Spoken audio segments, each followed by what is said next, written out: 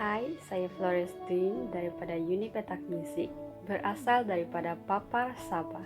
Dan hai, nama saya Ifa Sahira binti Syamsul Izab. Saya bukan orang Sabah, tapi pernahlah bercita-cita mau jadi isteri kepada orang Sabah, tapi tidak kesampaian. Tapi kenapa?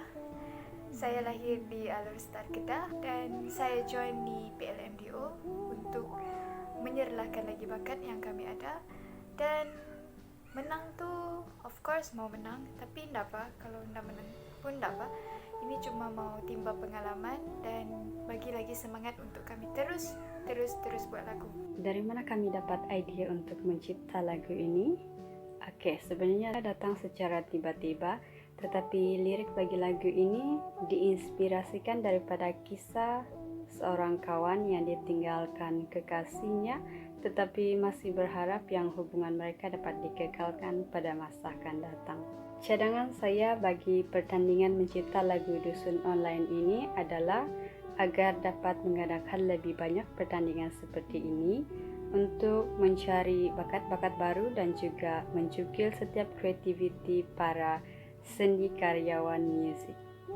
Jadi bagi semua yang menonton video ini, jangan lupa subscribe this channel George Dwight, dan nanti karya kami akan dipublish di channel tersebut.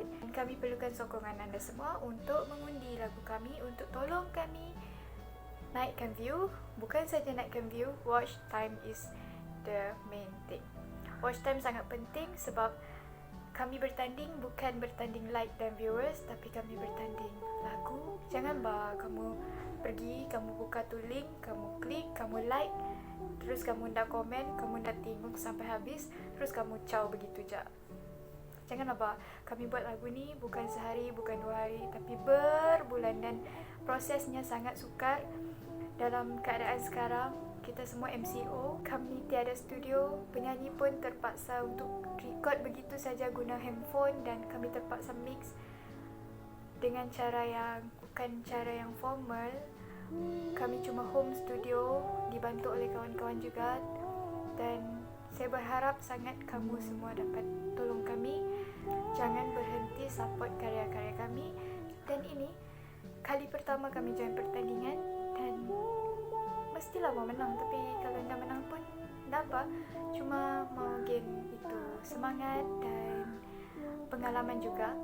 Kalau boleh saya mau semua satu Malaysia tengok sampai habis video lagu kami itu, dan like, komen, share banyak-banyak bagi lagu kami itu spread to the world. Saya tidak mencari lelaki yang sempurna, tapi lagu ini khas padamu. Terimalah aku Mak Adia daripada kami yang akan dipublish pada bulan November nanti. Stay tuned.